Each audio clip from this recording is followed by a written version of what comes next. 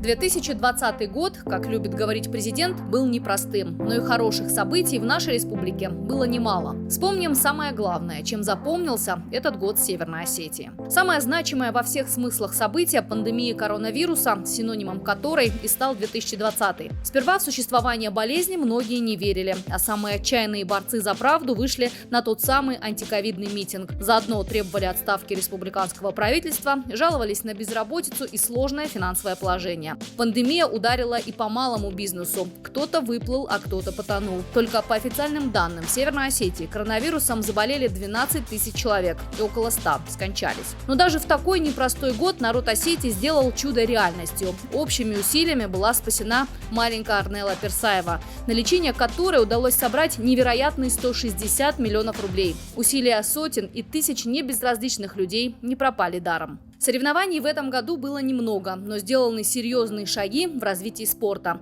Снесли стадион «Спартак», построили футбольную академию, где дети не просто тренируются, а там живут и учатся. Насчет стадиона не грустим, его уже строят, он будет более современным, а потом, возможно, еще построят один. Главное, чтобы денег хватило.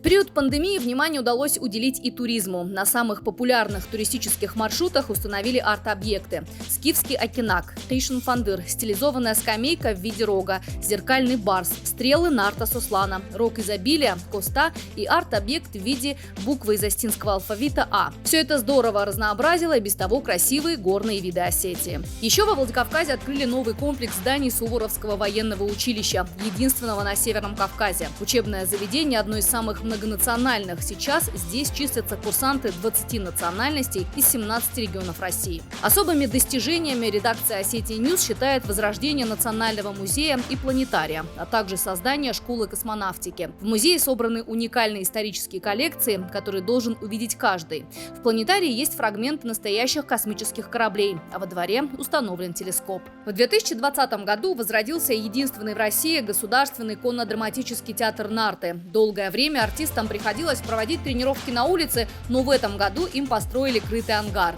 На развитие выделили 25 миллионов рублей, а к Новому году артисты для самых маленьких зрителей подготовили новогоднюю программу.